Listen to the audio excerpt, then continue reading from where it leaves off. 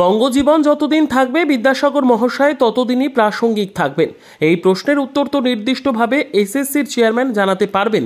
আমি শুধু বলবো, মাননীয় মুখ্যমন্ত্রী যেমনটা চেয়েছিলেন, ইচ্ছে প্রকাশ করেছিলেন দ্রুত নিয়োগের, আদালতের নির্ধারিত সময়ের আগেই সেই প্রক্রিয়া শুরু হয়েছে।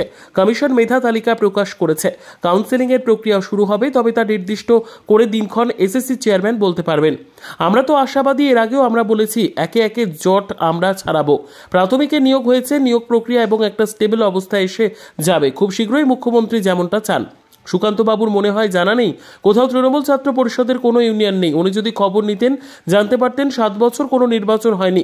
মাননীয় মুখ্যমন্ত্রী 28 আগস্ট ঘোষণা করেছেন পুজোর পর ছাত্র সংসদ নির্বাচনের প্রক্রিয়া শুরু করার কথা ভাবতে। যেখানে ইউনিয়ন নেই সেখানে থ্রেড কালচারের প্রশ্ন উঠছে কি করে? সুকান্তবাবু বরং নিজের দলের ছাত্র সংগঠন এবিভিপির সংগঠন কিভাবে মজবুত করতে পারেন তা ভাবুন। আপনারা দেখছেন সংবাদ শিরোনাম।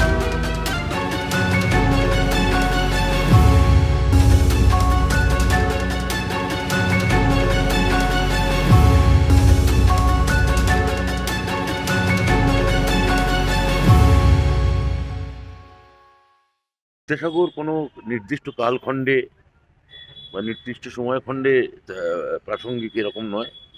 আপনারা সমকালের সঙ্গে মিলিয়ে দেখতে চাইলে দেখতেই পারেন।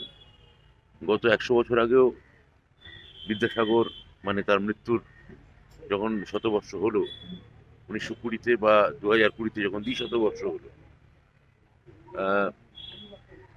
তখনও তিনি প্রাসঙ্গিক। আবার 3020 সালেও বঙ্গজীবন যদি থাকে, বাঙালি জীবন যদি থাকে, তখনও তিনি প্রাসঙ্গিক, সচল এবং তাৎপর্যপূর্ণ এবং জঙ্গম থাকবেন।